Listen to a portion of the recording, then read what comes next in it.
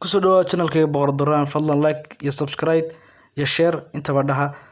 kusoo dhawaada maanta mowduuc muhiim ah ku saabsan 7 arrimood oo muhiim tahay inay mar walba sir ku ahaadaan waayo ay muhiim tahay qofka inuu mar walba wax u qarsoon yihiin todobada ugu muhiimsan baan ka hadli doonaa. Number 1 ha ka shifin qorshayaashada muhiimka ee ku gaarka ha ka shifin cidna ha u sheegin waayo waxa laga yaabaa cid fursad inay ka hesho oo ay ka faa'iideysato. Number 2 ha sheegin ama dadka ha u sheegin oga waramin waxyaalaha khayrka ah samaysid si ay kaaga noqon waxyaalaha dadka iyaga daraadood u sameysay ama qofka aad samaysay aad kibirkaad uu dabin ku kibriso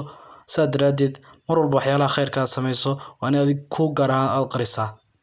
Number 3 ha ka waramin waxyaalaha adiga ku gaarka markaad gurigaaga joogto sida xaaskaaga iyo adiga wax ku dhex mara ama qaabka aad gurigaaga waxyaalaha aad joogtid aad samaysid iyo waxyaalaha ku khaaska marna cidna ha la wadaag.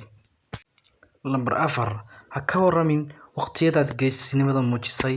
waayo hadaa cidna uga waratid cidna kugu qadarimayso waxyaalaha aad muujisay naftaada kaliya ugu daa adiga naftaada ugu faan waxyaalaha aad muujisay geesinimada ah. Number 5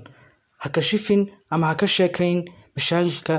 ama dhibaatada adiga xaaskaaga in ka dhaxeeya waayo waxa dhici karta waxayna ka dhaxeeyeen inuu yahay wax yar oo labadiina aad xalin kartaan oo fudud mar cidna haga waramin wax adiga xaaskaaga in ka. Number 6 ha ka waramin waxyaalaha xun ee aad aragto caalamka ku aragto ama aad maqasho ama qof kuu sheego waayo waxa laga yaabaa waxyaalaha xun inay ku saxeeyaan oo ay saameyn caqliga ay noloshaada ku yeeshaan mar walba aad ka sheekaysid ay haddana noqdaan hadaad uga warantid waxaad caqiideysan tahay ay noqdaan waa mahadsantiin daawo.